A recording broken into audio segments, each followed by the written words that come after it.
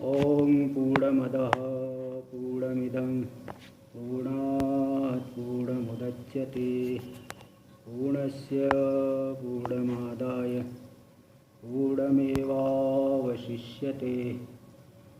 ओम शांति शांति शांति। शंकरं शंकराचार्यं केशवं बादरायणं सूत्रभाष्य कृतौ वंदे भगवन्तौ पुनः पुनः। ईश्वरो गुरुरात्मेति मूर्तिभेदविभागिने व्योमवद्व्याप्तदेहाय दक्षिणामूर्तये नमः। ओम शांति शांति शांति। चलिए, तो वेदांत के प्रकरण ग्रंथ विवेक चूड़ामणि पर हम लोग विचार कर रहे हैं। इसका आत्मानात्म विवेक प्रकरण चल रहा है। इसमें पांचों कोशों से विवेचन अच्छी तरह से बताया जा रहा है। तो पहले अन्नमय कोश के विषय में विस्तार से चर्चा किए। वह आत्मा क्यों नहीं अनात्मा है, क्यों है, इन सब बातों को वहाँ दिखाया गया। इसके बाद फिर प्राणमय कोश के विषय में भी 2-3 श्लोकों के द्वारा आया। 2-3 श्लोकों में प्राणमय कोश को भी बताया गया। अब इसके बाद मनोमय कोश के विषय में यहाँ चर्चा चलेगा। देखिए श्लोक नंबर 169 169। इदानीं मनोमयम निरूपयति। अब मनोमय कोश का निरूपण कर रहे हैं। निरूपण का अर्थ होता है ज्ञानानुकूल व्यापार, ज्ञान के अनुकूल व्यापार। आपको ज्ञान हो जाए, हम लोगों को ज्ञान हो जाए, इस प्रकार से वे बता रहे हैं।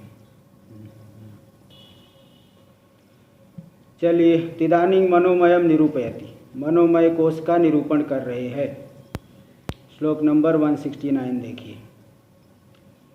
ज्ञानेन्द्रियाणि च मनश्च मनोमयः स्यात्।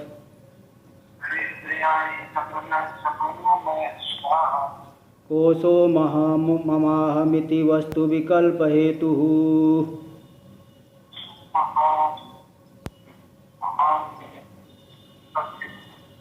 संज्ञादिभेद कलना कलितो बलीयान्। तत्पूर्वकोशमनुपूर्य विजृम्भते यः।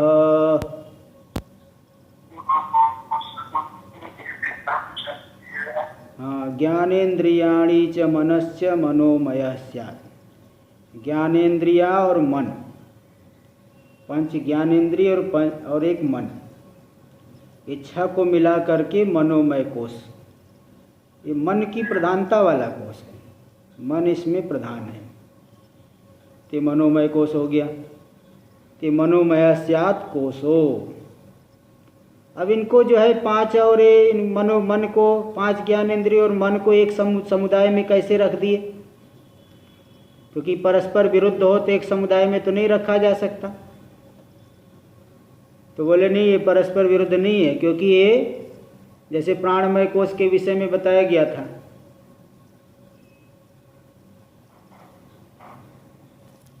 चलिए, तो ये मनोमय कोश। चलिए, तो ज्ञानेन्द्रियाणि च मनश्च मनोमय स्यात्।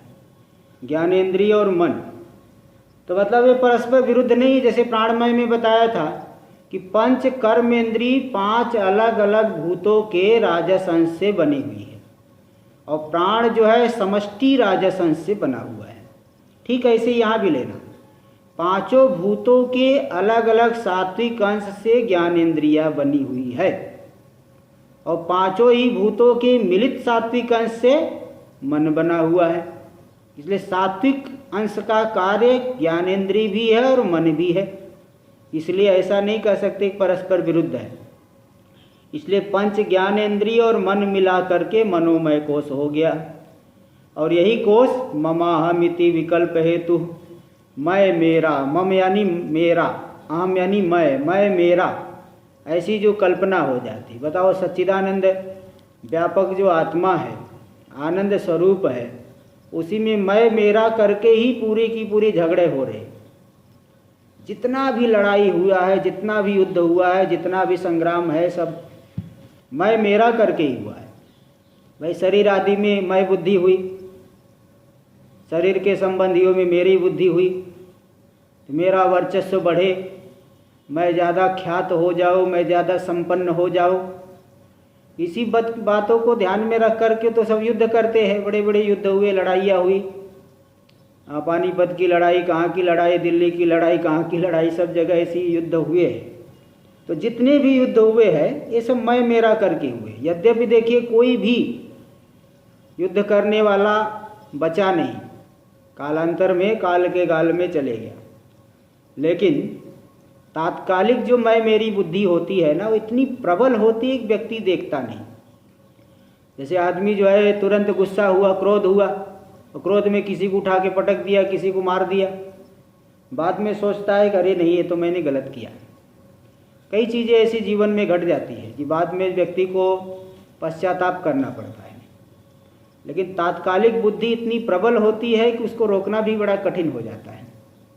ऐसे ही मैं मेरा ये जो बुद्धि है बहुत प्रबल है, इतना प्रबल है कि कितनी बारंबार समझाओ कि तुम एक ही सत्य हो, सच्चिदानंद हो, तुम्हारे सिवा कुछ दूसरा है ही नहीं। स्वप्न में देख लो, स्वप्न जैसा ये जागृत भी है, लेकिन मानेगा ही नहीं। कितना भी समझाओ लेकिन करेगा अपनी ही। तो इसलिए बात यही है कि मैं मेरा ये जो करके वस्तु का विकल्प किया, वस्तु जो आत्मा, उसमें मैं मेरी बुद्धि बताओ शरीर आदि को लेकर के करने लगा।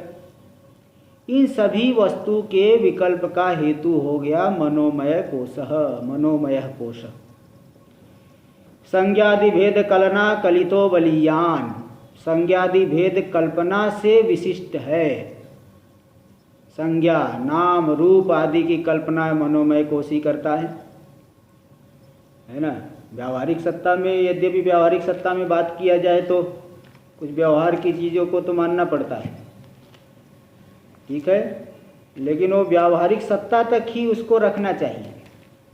पारमार्थिक सत्ता में उसकी भनक नहीं है, उसका जरा सा भी पारमार्थिक सत्ता में संस्पर्श संबंध नहीं है। तो संज्ञादि भेद कल्पना, नाम रूप आदि की कल्पना से जो विशिष्ट है, कलित है, विशिष्ट है, उस हाँ बहुत बलवान है मनोमय कोश। देखिए शरीर में बल दिख रहा है, शरीर में बहुत कोई आदमी बलवान है। ये जो शरीर का बल है ये प्राणमय कोश के बिना नहीं हो सकता। प्राणमय कोश, प्राण न हो, प्राण के बिना कोई जो है शरीर काम नहीं करेगा। तो शरीर के भीतर जो बल दिख रहा है वो प्राण के लिए, प्राण को लेकर के, और प्राण में जो बल दिख रहा है मन को लेकर के, क्योंकि मन से ही संकल्प करके व्यक्ति प्रवृत्त होता है। चाहे कितना भी बलवान आदमी हो, अगर उसके मन में संकल्प न हो, निश्चय न हो, तो उसको आप प्रवृत्त करा नहीं सकते। चाहे कितना भी चीज़ करने में समर्थ हो, लेकिन वो करेगा ही नहीं। तो कोई भी व्यक्ति प्रवृत्त होता है तो मन में संकल्प विकल्प करके, निश्चय करके बुद्धि में फिर प्रवृत्त होता है। इसलिए शरीर से बलवान तो हो गया प्राण, और प्राण से भी बलवान हो गया मनोमय कोश। बिना संकल्प विकल्प के प्रवृत्ति होती नहीं। तो इसलिए संज्ञादि भेद कलना कलितो बलियान तत्पूर्व कोशम अनुपूर्य विजृंभते यह। इसके पूर्व में जो प्राणमय कोश था, उस प्राणमय कोश को पूर्ण करके यह मनोमय कोश विलास करता है, अपने कार्य को करता है, संसार को बढ़ाते रहता है। टीका में देखिए, श्रवण दर्शनादि कार्य करणानि ज्ञानेन्द्रियाणि। श्रवण दर्शन आदि जो कार्य करने वाले हैं ये ज्ञानेन्द्रिया है। श्रवण करने वाला है, श्रोत्रेंद्रिय हो गया, रूप देखने वाला, रूप देखना रूपी कार्य करने वाला है, चक्षुरेंद्रिय हो गया, और किसी भी वस्तु को जानना, स्पर्श को जानना त्वग इंद्रिय हो गई। अलग अलग इंद्रियां अलग अलग कार्य को करती है। ते ज्ञानेन्द्रियाणि, ज्ञान की जनक इंद्रिया इसलिए ज्ञानेन्द्रिय कहते हैं। श्रोत्र चक्षु त्वग जिह्वा घ्राणानि, श्रोत्र चक्षु त्वग जिह्वा और घ्राण, ये 5 ज्ञानेन्द्रिय हो गई। और मन, मन इनको मिला करके 6 हो गए, यही हो गए मनोमय कोश। मन क्या करता है? काम संकल्प विचिकित्सा श्रद्धादि वृत्तिकं च मनश्च, मनश्च वृत्तिकं मनश्च, कामना यानी इच्छा, संकल्प शोभन अध्यास, विचिकित्सा यानी संशय, श्रद्धा आदि से और भी ले लीजिए, लज्जा श्रद्धा सब जो है नाना प्रकार की वृत्तियां है। इन सब वृत्तिकम, वृत्ति वाला है मन। अतः 5 ज्ञानेन्द्रिय और मन मिला करके हो गए मनोमय, यानी तथा शब्दितः कोश स्यात्, मनोमय शब्द से कहा जाने वाला यह कोश है, यही मनोमय कोश है। सर्वेंद्रिय व्यापारस्यापि मनोधीनत्वात्, देखिए जितनी भी इंद्रियों के व्यापार है वह सब मन के अधीन है। बिना मन के जुड़े इंद्रियों से व्यापार नहीं होता। आँख खोल करके बैठा रहे और सोच रहा है कहीं दूर का, तो सामने की वस्तु नहीं दिखती है। और इंद्रिया भावे स्वप्ने सत्वाच्य, इंद्री का अभाव होने पर भी स्वप्न में मन है, मन अकेले ही पूरी रचना कर लेता है, पूरे संसार को दिखा देता है। इसलिए मनसा तत्प्रधानतया, इसलिए मन की प्रधानता वाला होने, मनसा सत्वात् पूर्व के साथ अन्वय, और तत्प्रधानतया इन 6 के बीच में मन की प्रधानता होगी। इसलिए मनोमय कोश, जैसे पूरी की पूरी सेना है, इसमें सेनापति प्रधान है, सेनापति जैसी आज्ञा देगा उसी प्रकार से सेना जो है कार्य को करती है।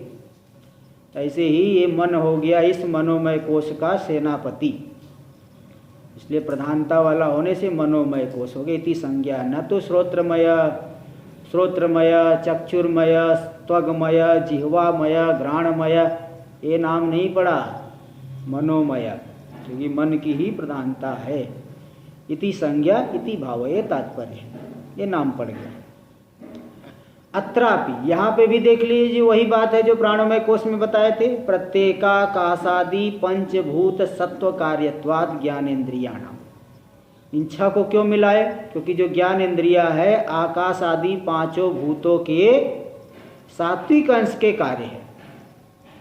5 भूतों के अलग अलग सात्विक अंश से ज्ञान इंद्रिया बनी है, और 5 भूतों का मिला हुआ जो सात्विक अंश है उससे मन बना। तो भूत पंचक सत्व समष्टि कार्यत्वाच मनस, 5 भूतों के सत्व का समष्टि यानी मिला करके जो है सत्व, उसका कार्य है मन।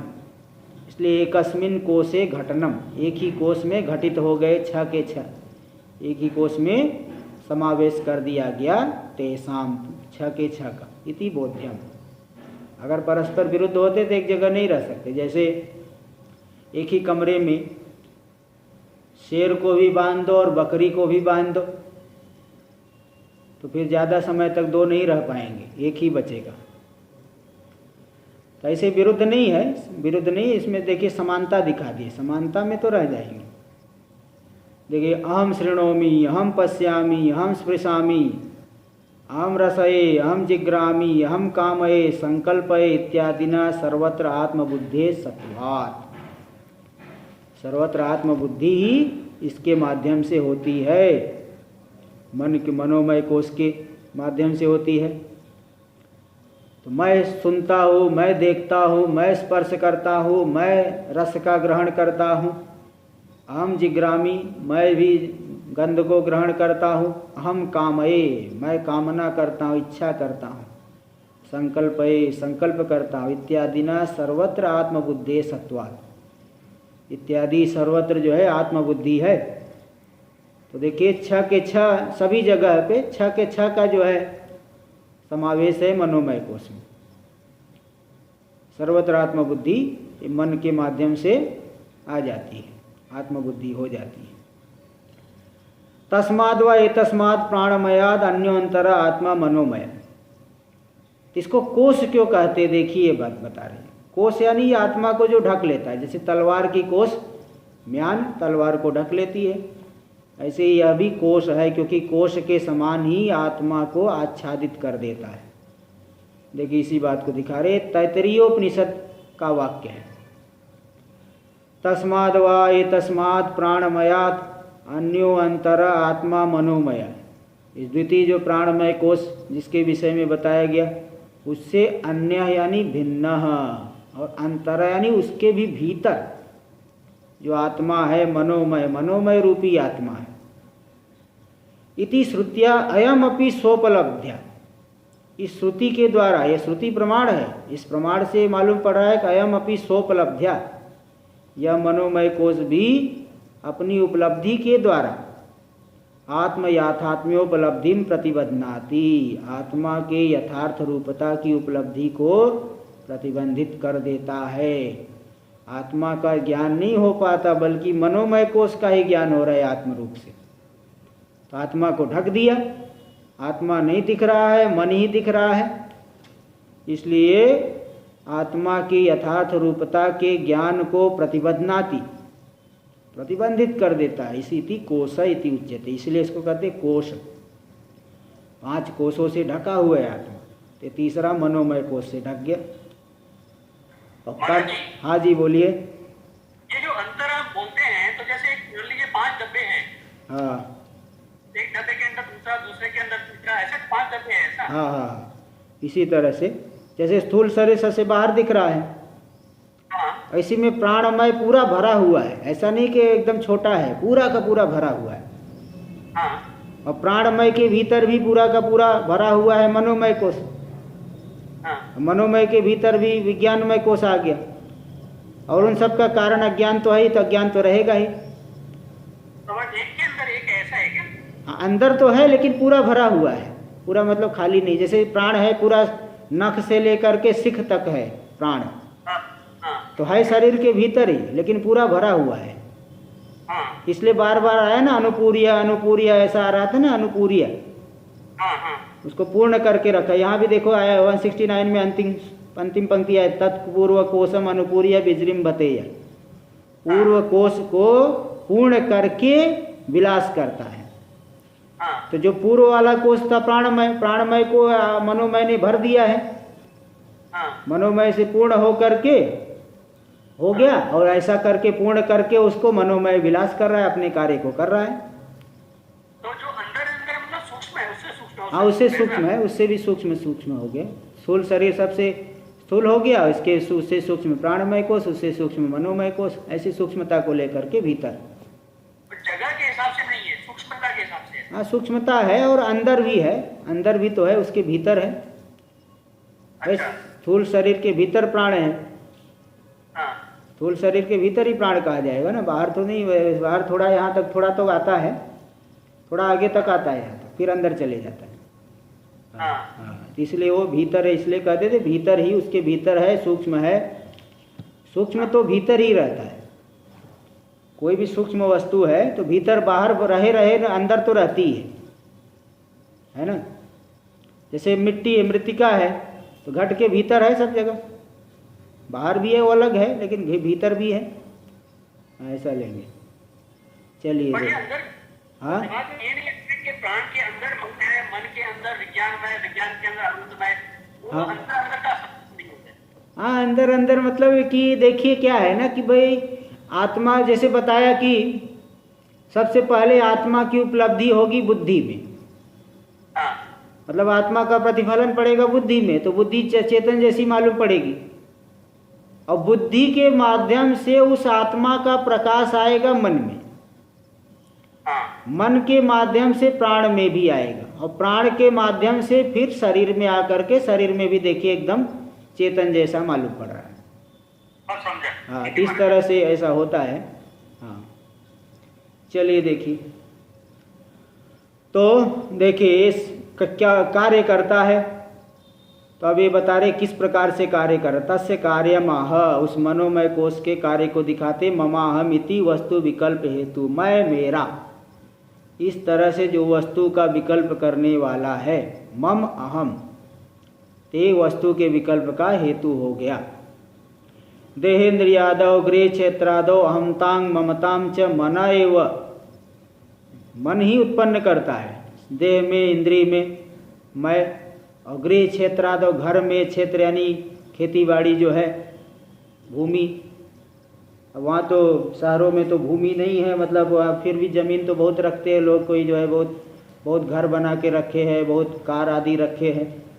तो गृह क्षेत्र आदि में जो ममता और शरीर इंद्रिय आदि में अहंता, ये सब मन ही उत्पन्न करता है। क्यों? मन एवं क्यों? संकल्प विकल्पात्मकत्वात्, संकल्प विकल्प करने वाला इसका स्वरूप है, संकल्प विकल्पात्मक रूप है इसका, संकल्प करना, विकल्प करना, ये सब करने वाला मन। तो ये मन ही हंता मनता ममता को जनयति यानी उत्पादयति, उत्पन्न करता है। इति वस्तुषु देह गेहादिषु अहम मम इत्यादय ये विकल्पा, तो शरीर इंद्रिय आदि और अन्य वस्तुएं, सांसारिक वस्तुएं, उन सभी में अहम मम इत्यादि जो विकल्प करने वाला है, तेषाम हेतु, उन सभी विकल्पों का हेतु हो गया मनोमय कोश। और तस्या स्वरूपमः, उसका स्वरूप क्या है? तो नाम रूप आदि की कल्पना से विशिष्ट है। देखिए इसको संज्ञादि भेद कलना कलिता इति, संज्ञा यानी नाम, जैसे अलग अलग व्यक्ति का एक एक नाम है, अलग अलग वस्तु का भी एक एक नाम है। आदि पदे न रूपम, आदि से रूप ले लीजिए। रूप का मतलब ये नहीं सोचना लाल नीला पीला, रूप यानी आकार।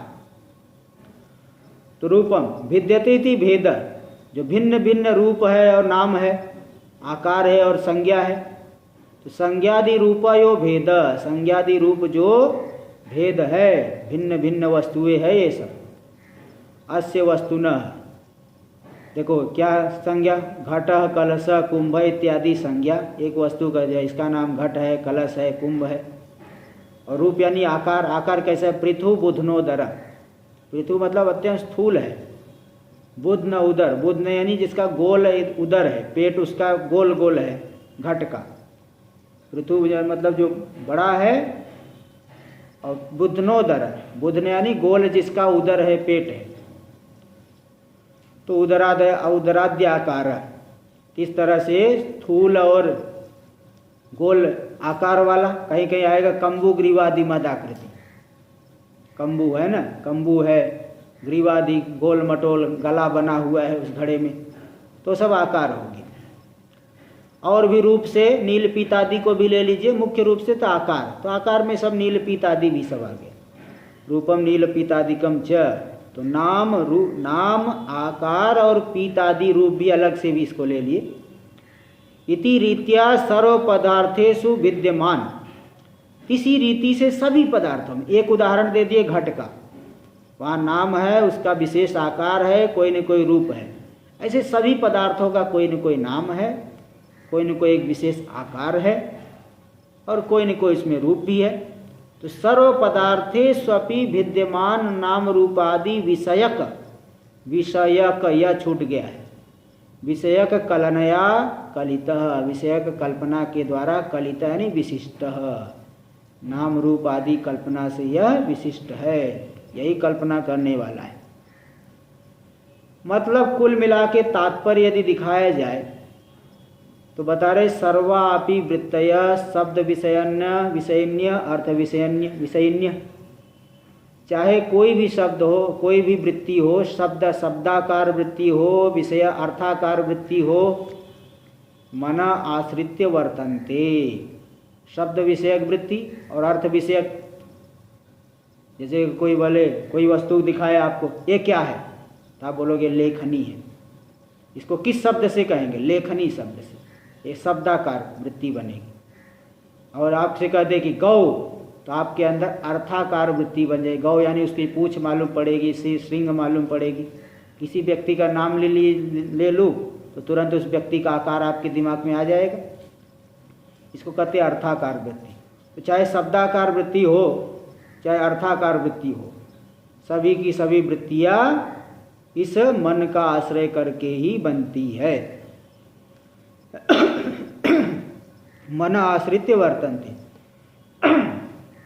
अतः शब्दार्थ व्यतिरिक्त प्रपंचस्य अभावात्, अब देख लीजिए, शब्द और अर्थ को छोड़ करके दूसरा कोई प्रपंच है ही नहीं, नाम रूप ही तो पूरा प्रपंच है। नाम रूप को छोड़ करके जगत में और क्या दिखेगा? संसार क्या है? संसार नाम रूप को छोड़ करके दूसरा कुछ नहीं है। संसार यही है, नाम और रूप। इसको छोड़ करके कोई दूसरा रूप आप दिखा नहीं सकते। इसलिए तो ये बता रहे हैं कि शब्दार्थ व्यतिरिक्त प्रपंच से अभावात, शब्द और अर्थ से व्यतिरिक्त प्रपंच नहीं होने से सर्वोपि प्रपंच मनसी स्विषयक वृत्ति मति वर्तते। जितना भी प्रपंच है, पूरा का पूरा प्रपंच मन में ही स्विषयक वृत्ति मति, शब्दाकार वृत्ति वाला, अर्थाकार वृत्ति वाला जो मन है, वह उस मन में ही पूरा का पूरा प्रपंच विद्यमान है। मन न रहे तो गारी निद्रा में सो गए, देखो कोई प्रपंच नहीं है, कोई संसार नहीं है।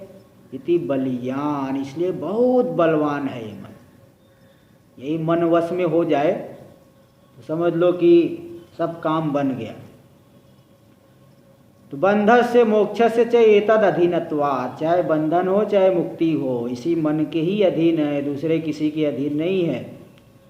और अन्नमय प्राणमय व ज्ञान शक्ति अभावात्, अन्नमय में तो ज्ञान शक्ति भी नहीं और क्रिया शक्ति भी नहीं प्राण के बिना। प्राणमय में क्रिया शक्ति तो है किंतु ज्ञान शक्ति नहीं है। इसलिए मनोमय कोश उन दोनों से ज़्यादा बलवान हो गया, क्योंकि संकल्प पूर्वक ही कोई भी प्रवृत्ति होती है। बिना संकल्प के प्रवृत्ति हो जाए ऐसा तो नहीं होता। कोई भी प्रवृत्ति संकल्प पूर्वक ही होती है। तो देखिए बता दी, संकल्प पूर्वक प्रवृत्ति होती है। एतत् संबंधा भावे ततो बलिष्ठत्वम तस्य, इसलिए यह अत्यंत बलवान है। एतत् संबंधा भावे तत्र आत्म संबंधा भावाच्च। दूसरी बात क्या है कि अगर मनोमय का संबंध प्राणमय में न हो तो आत्मा का संबंध होगा ही नहीं।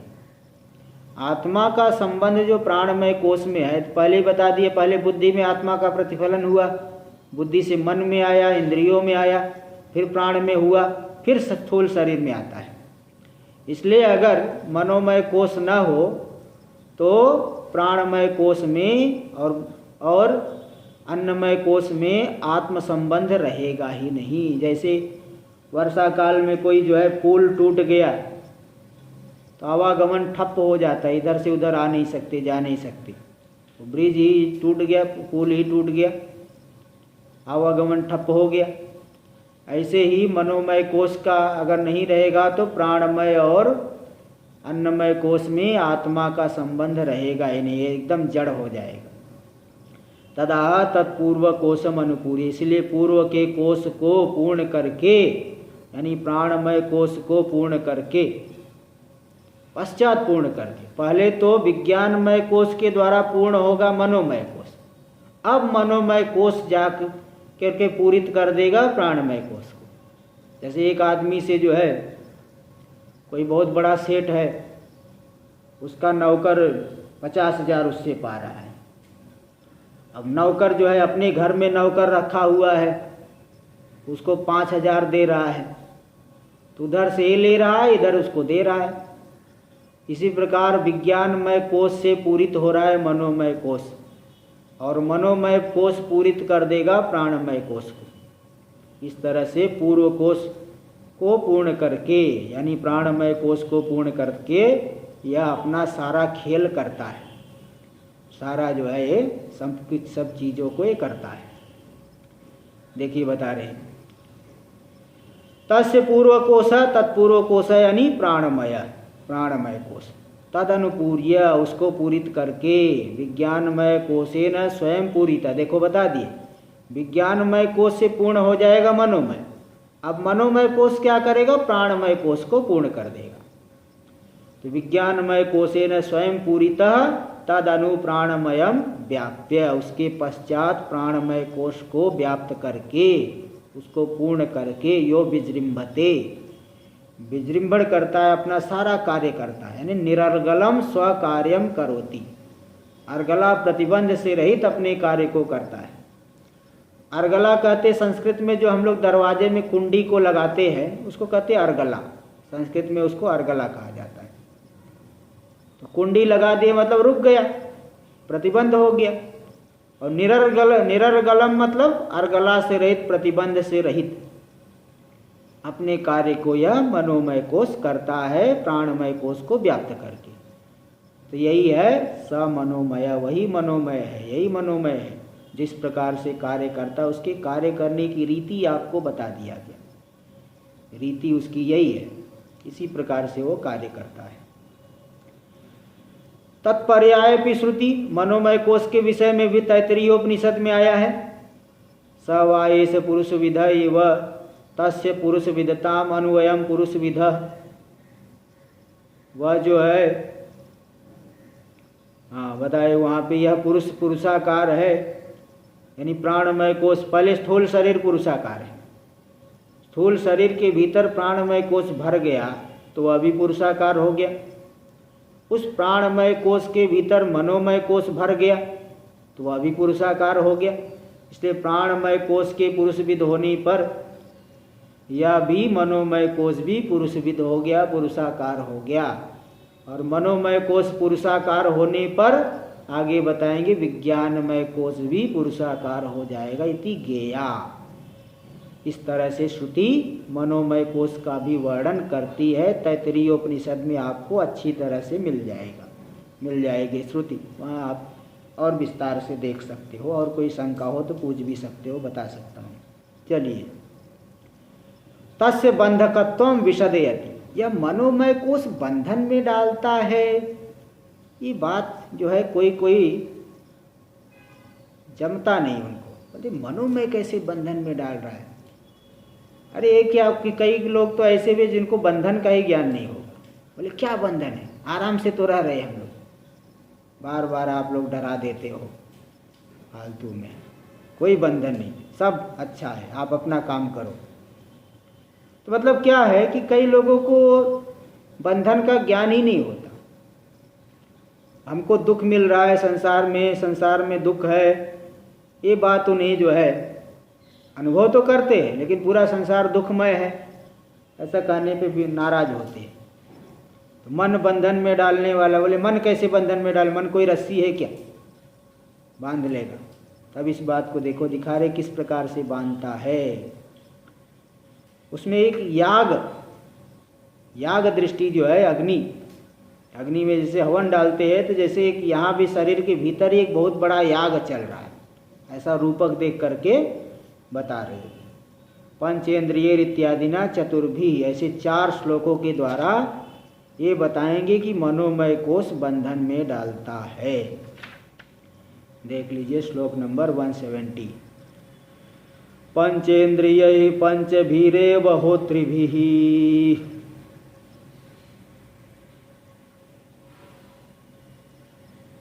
प्रचीयमानो विषयाज्य धारया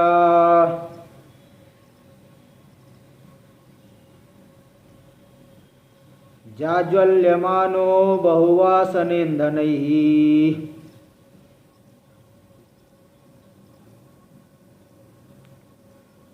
मनोमयोऽग्निः वहति दहति प्रपंचम्।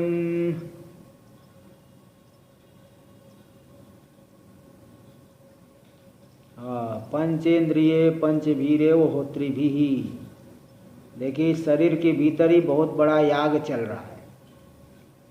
अब आप बोलेंगे कि याग चल रहा है तो याग में तो बहुत होता हवन करने वाला यजमान होता है, याग में तो बहुत घी खर्च होता है, ईंधन लगेगी, अग्नि लगेगी, हवी रहेगी,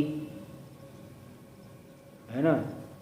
इस तरह से होता है। यहाँ कौन सी अग्नि है, यहाँ कौन सा घी है, यहाँ कौन सा ईंधन है, यहाँ कौन सी हवी है, तो देखो ये सब बता रहे। तो ये होता कौन है शरीर के भीतर जो याग चल रहा है, होता हवन करने वाला कौन, यजमान कौन है, बोले यजमान है 5 ज्ञानेंद्रिया, हवन करती, स्वाहा स्वाहा करती रहती है। बोले स्वाहा कैसे कर रही, बोले सभी विषयों को ला करके, जैसे यजमान है हाथ में आहुति लेकर स्वाहा स्वाहा ऐसे करेंगे, स्वाहा, तो ऐसे ही आहुति डालते हैं अग्नि में। ऐसे मनोमय तो अग्नि है, इस अग्नि में 5 विषय दूर दूर से विषय को ला करके आँख से देख करके, कान से सुन करके, त्वग इंद्रिय के द्वारा स्पर्श करके, नासिका से गंध ग्रहण करके और रसनेन्द्रिय के द्वारा रस को ग्रहण करके अच्छा है, खराब है, मीडियम है, ये सब कौन विकल्प कर रहा है? मन ही करता है। तो पांचों ज्ञान इंद्रिया हो गई यजमान, होता। यही विषयों को ला ला करके मनोमय अग्नि में कि अच्छा है कि बुरा है कि मीडियम है, ये सब सोचने को मजबूर कर देती इंद्रिया। पांचों इंद्रिया अगर विषय न लाए तो मनोमय कोश किसका संकल्प करेगा बताओ? मन तो शरीर के भीतर बाहर जाने के लिए इंद्रियों के पराधीन है। जैसे बाहर कहीं दूर जाना हो तो आपको कोई वाहन चाहिए, वाहन से जाओगे। ऐसे मन विषयों में कैसे चले जाता? इंद्रियों के माध्यम से। अगर विषय का ग्रहण ही न करे तो ज़्यादा संकल्प विकल्प भी न हो। इसलिए पांच ज्ञान इंद्रिया हो गई होता, यजमान। उनके द्वारा प्रचीयमानयो विषयाज्य धारया।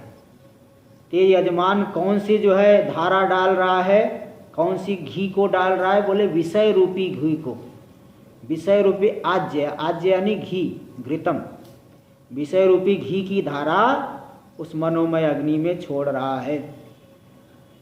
चलो ठीक है, घी डालेगा, लेकिन बिना ईंधन के अग्नि बढ़ती नहीं। अगर ईंधन न हो तो अग्नि तो घी डालोगे तुरंत जल करके जल्दी ही खत्म हो जाएगी। तो बोले नहीं, वासनाएं है ईंधन, जाजल्य मानो बहुवासन ईंधन। जो विषयों की वासना, संस्कार पड़ गया, विषयों का संस्कार पड़ जाता है, और मिले और मिले। 80 साल हो जाएंगे तो भी जो है वो लालसा छूटती नहीं। युवा की बात छोड़ो, बहुत उम्र बढ़ जाने पर भी ये विषय की लालसा जो है नहीं मिट पाती। तो कारण क्या है? संस्कार पड़ जाता है, बड़ा बड़ा सूक्ष्म संस्कार पड़ जाता है मन में। ये सभी की बात है, कोई एक व्यक्ति की बात नहीं है। तो बहुत वासना रूपी ईंधन के द्वारा यह अग्नि ज्वाज्वल्यमान, बहुत प्रज्वलित, धक धक धक धक अग्नि जो है जल रही, बहुत तेज चल रही अग्नि। ऐसी जो मनोमय वासना रूपी ईंधन से बढ़ी हुई जो मनोमय अग्नि, मनोमयो अग्नि दाति प्रपंचम, पूरे प्रपंच को जला रही। कौन सी हवि को जला रही? प्रपंच को जला रही है। यानी प्रपंच को जला रहे पूरे, यानी सभी को पुरुषार्थ के अयोग्य कर देती है। बताओ, जो सच्चिदानंद है, अपने सच्चिदानंद रूप में रमण करना चाहिए। जैसे शिव जी है, सदा ध्यान में रहते हैं। और शिव जी किसका ध्यान करते हैं? भाई अपने ही स्वरूप का ध्यान करते हैं। नहीं स्वात्मा रामम विषय में मृग तृष्णा भ्रमयति। जो आत्मा में रमण करने वाले, उनको विषय मृग तृष्णा कभी भ्रांति में नहीं डाल सकती। वो विषय से कभी मोहित नहीं होते। शिव जी सदा जो है सच्चिदानंद रूप में ही एकदम निमग्न रहते हैं, डूबे रहते हैं। इस तरह से इसी प्रकार तो जो जीव है सभी है सच्चिदानंद रूप, उसी में रमण करना चाहिए। लेकिन देखो विषयों का चिंतन में डूबे हुए हैं, यही जल गए, पुरुषार्थ के अयोग्य हो गए। यहाँ दहती प्रपंचम आया है। अन्य पुस्तकों में पाठ है वहती प्रपंचम। वो पाठ जरा ज़्यादा अच्छा लगता है, क्योंकि मनोमय रूपी जो अग्नि है प्रपंच की ही प्राप्ति, वहती यानी प्रापयति, पुरुष को संसार की प्राप्ति करा रही है।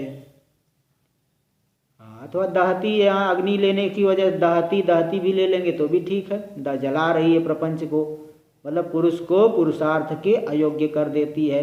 हमेशा ही चिंतन करते रहेगा विषयों का, तो कहाँ किस पुरुषार्थ के लायक बचेगा?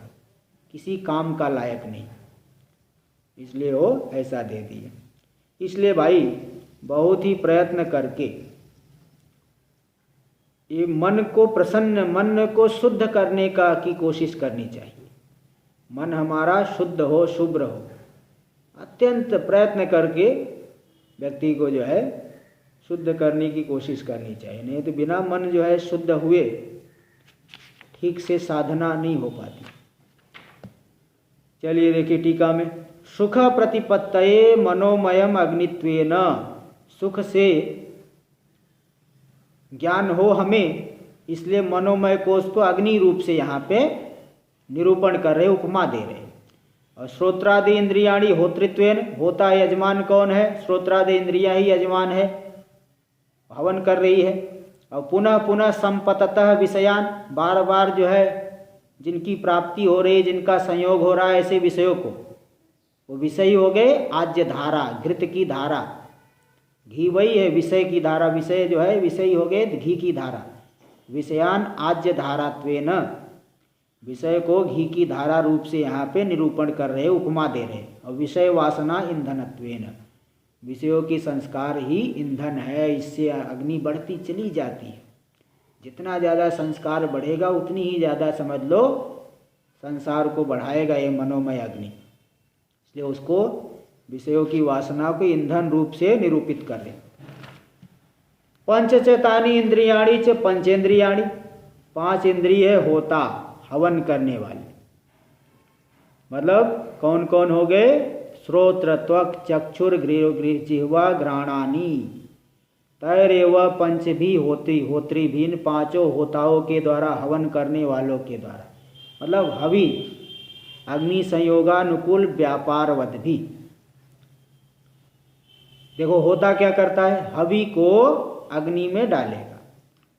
हवि और अग्नि संयोग के अनुकूल जो व्यापार करने वाला है, प्रक्षेपत्री भी, कुल मिलाकर के जो अग्नि में हवन को प्रक्षेपण करेगा, फेंकेगा, मतलब फेंकेगा मतलब डालेगा, विधिवत उसको फेंकना नहीं रहता, वो मंत्र बोलते हैं पंडित जी और फिर उसको विधिवत वो छोड़ना रहता है, वो भी विशेष रूप से छोड़ना, ऐसा फेंक नहीं देना, फेंकने को वो ठीक नहीं मानते। ये तर्जनी अंगुली को अलग रखना पड़ता है और ये 2 अंगुली पे रख करके उसको ऐसे अंगूठे से थोड़ा सरका देंगे, गिर जाएगा, ये विधि रहती है। तो हवि और अग्नि के संयोग के अनुकूल जो व्यापार वाले हैं कौन? 5 इंद्रिया, यही हो गए होता, हवन करने वाले यही है। कौन से घी को धारा छोड़ रहे? बोले विषय, विषयाज्य धारया, विषया 5 विषय, शब्द स्पर्श रूप रस गंधा, तयो वाज्यम, वही आज्य यानी घृत है, तस्य धारा, वो घी की धारा, तया प्रचीय मान, उस घी की धारा को छोड़ने से अग्नि बढ़ती चली जाती है, संवर्ध्यमान, बढ़ती हुई जो, यानी निरंतरेण तत्तद इंद्रिय तत्तद विषयाणाम मनसी निपात्यमानत्वात्। देखो निरंतर तत्तद इंद्रियों के द्वारा तत्तद विषय मन में ला करके समर्पित किए जा रहे हैं। तो फिर देखो समर्पित किए जाने से विषयों की आज्य रूपी धारा अग्नि में छोड़ी जा रही है। और अगर ईंधन न हो, ईंधनेषु सत्सु आज्य धारा चेत ज्वलनम अधिकम, अगर ईंधन हो तो आज्य धारा डालने पर ज्वलन ज़्यादा होगा, ईंधन ही नहीं तो नहीं हो पाएगा। अतः बहुवासन ईंधन, बहुत वासनाएं, जो नाना प्रकार के विषयों का संस्कार, 5 विषयों का नाना प्रकार का जो है संस्कार पड़ा हुआ, इतना सूक्ष्म संस्कार है ना। कभी कभी आप सोचने लगो तो ऐसे ऐसे संस्कार उद्भूत होते हैं, पूछो मत। न जाने कितने जन्मों में जो है हम लोगों के अंदर हर एक प्रकार के संस्कार है भरे हुए हैं। तो बहुत वासना रूपी ईंधन के द्वारा ये अग्नि बढ़ती चली जा रही है। इति बह्व्या वा या वासना, देखो इस पद का व्याख्या कर रहे हैं, बहुत जो वासनाएं हैं। ये वासना किसे कहते हैं, इसके लिए एक श्लोक दे रहे हैं।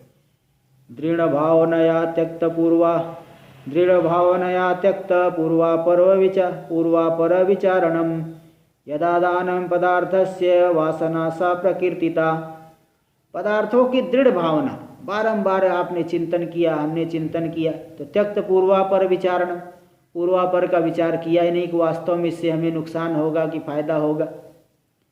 पूर्वापर विचार तो नहीं करके, जैसे बताया था कि गाय के आगे 3 दिन पहले की रोटी डाल दो तो भी बिना विचारे खा लेगी, ऐसा नहीं कहेगा अरे क्यों बासी खिला रहे हो, मैं बीमार पड़ जाऊंगी।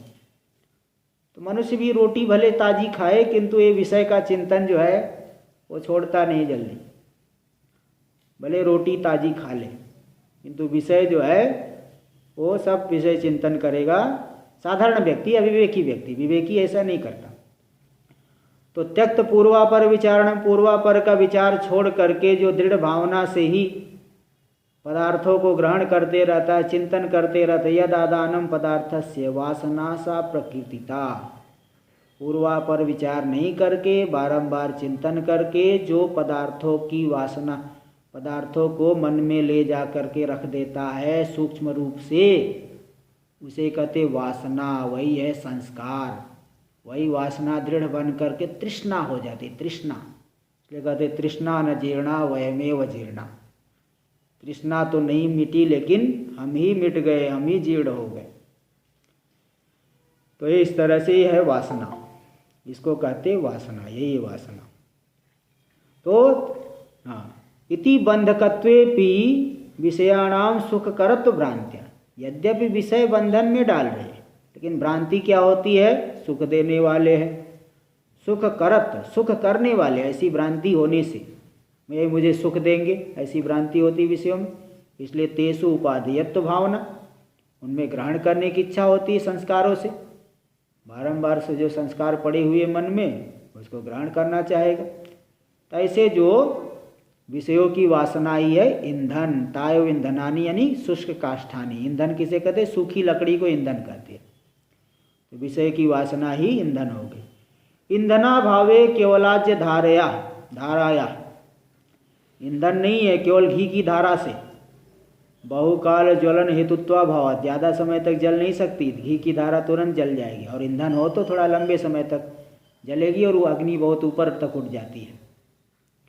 तो वासना भाव विषयाणाम बंधकत्वा भावाच्य। और वासना ही नहीं है तो विषय बंधन नहीं देंगे। विषय रूपी घी की धारा छोड़ते रहो। भाई ज्ञानी भी व्यवहार करता है, विवेकी भी व्यवहार करता है, लेकिन उसके लिए विषय बंधन करने वाले नहीं होते। कारण कि उसके अंदर वासनाएं नहीं पड़ी है, संस्कार नहीं है। सब वासनाओं को ज्ञान अग्नि से जला देता है, कोई वासना नहीं रह जाती। इसलिए वासना भावे विषयाणाम बंधकत्वा भावाच्य, वासना नहीं होने पर विषय बंधन में नहीं डालती। तय बहुवासन ईंधने ज्वाजल्यमान, उन बहुत वासनाओं रूपी ईंधन के द्वारा यह अग्नि जल रही है, बहुत तेजी से जल रही है। जाजल्यमान, भृशम जाजल्यमान, भृशम जलती, तो बहुत तेजी, खूब जल रही है, बहुत तेजी से अग्नि जल रही है। पौनेन निरंतरम ज्वलन, बारंबार निरंतर जलती हुई जो मनोमयानी मनोरूप अग्नि तो जला देती। प्रपंचम दहति भस्मी करोति, प्रपंच को जला देती। बोले प्रपंच को जला देगी, फिर ज्ञान की क्या जरूरत है भाई?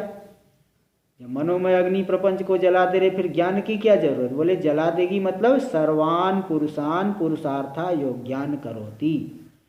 विषयों के ही चिंतन में लग गया मन, तो सभी पुरुष पुरुषार्थ के अयोग्य हो गए, बिना किसी काम के हो गए, किसी काम के नहीं रह गए परमार्थ में। हाँ, क्योंकि संसार तो छूट रहा है और परमार्थ मिला नहीं। तो कहावत जो है, धोबी का कुत्ता न घर का न घाट का, न तो इधर रह पाया न उधर रह पाया। तो ये पुरुषार्थ के अयोग्य कर देती है ये मनोमय रूपी अग्नि। ये मन इतना खतरनाक है। अन्वय व्यतिरेकाभ्याम तस्य बंधकत्वम आह, अन्वय व्यतिरेक के द्वारा, कि मन के होने पर ही संसार है, इसको कहते अन्वय। और मन के नहीं होने पर संसार नहीं है, इसको कहते व्यतिरेक। व्यतिरेक यानी अभाव। अन्वय और व्यतिरेक के द्वारा मन बंधन में डालने वाला इस बात को दिखा रहे नह्यस्ति। 171 श्लोक नंबर देखिए। नह्यस्त्यविद्या मनसोतिरिक्ता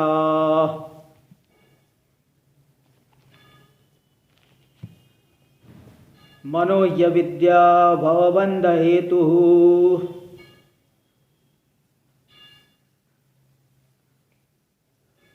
तस्मिन् विनष्टे सकलं विनष्टं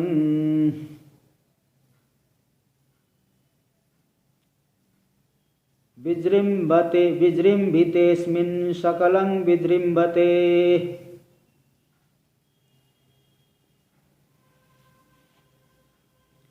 नह्यस्त्य अविद्या मनसोतिरिक्ता।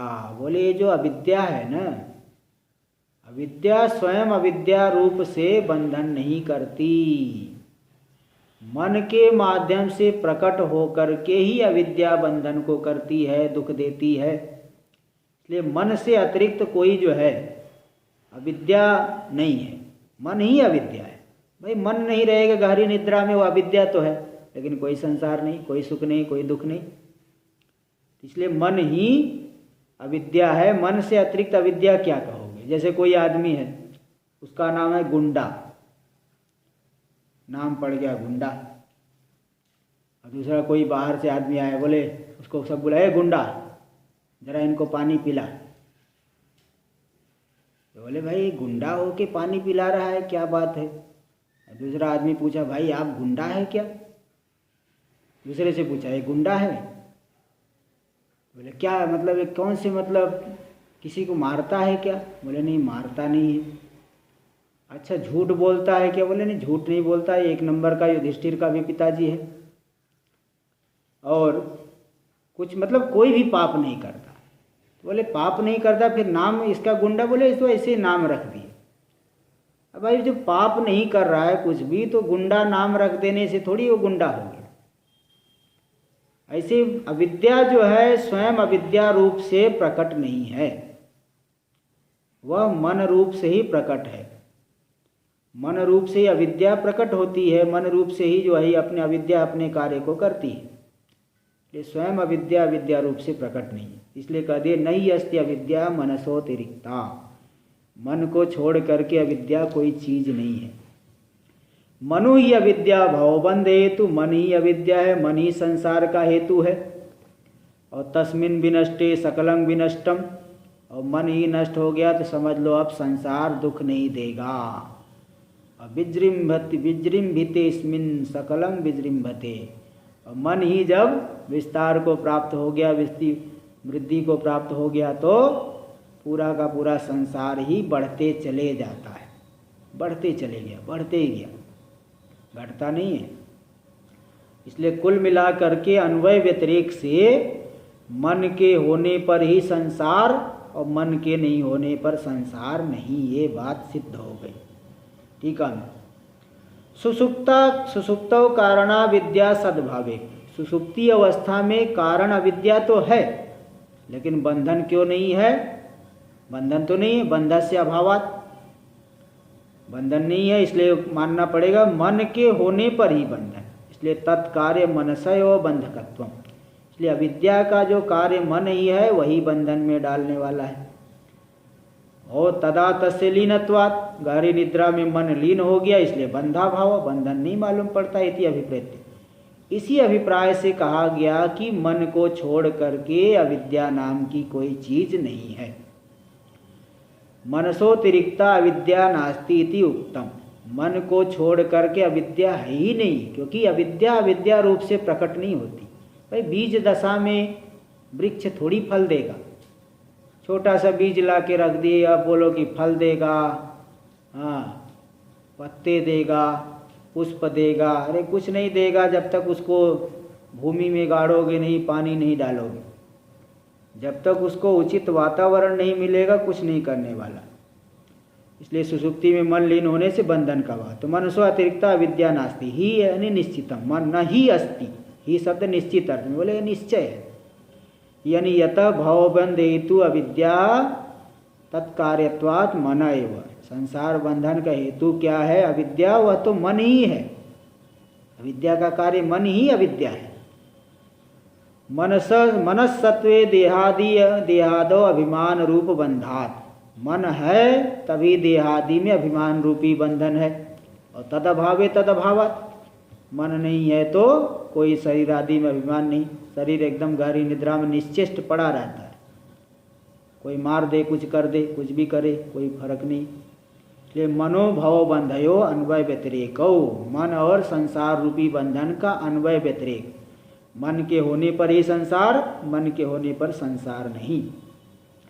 तदेव उपादयति, इसी का उपादन कर दिए। तस्मिन विनष्टे यानी मनसी विशेषेण निर्वासनम नष्टे, विशेष रूप से मन वासनाओं के निर्वासनिक रूप से नष्ट हो गया, वासना भी नहीं बचा, यानी सकलम। तो मन अगर नष्ट हो गया तो सकलम विनष्टम, सकल विनष्ट हो जाता है। अष्टमी सुसुप्तौ जगदेव नास्ति, देखो गहरी निद्रा में चले गए, जगत ही नहीं है। और अस्मिन विजृंभते, जब जागृत अवस्था में और स्वप्नावस्था में मन बढ़ गया, वर्धमान बढ़ गया तो सकलम विजृंभते यानी सर्वमपि वृद्धिम आपनोति, पूरा का पूरा संसार वृद्धि को प्राप्त करता है।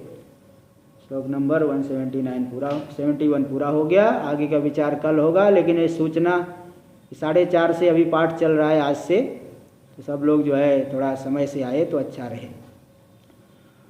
ओम पूर्णमदः पूर्णमिदं पूर्णात् पूर्णमुदच्यते पूर्णस्य पूर्णमादाय पूर्णमेवावशिष्यते। ओम शांति शांति शांति।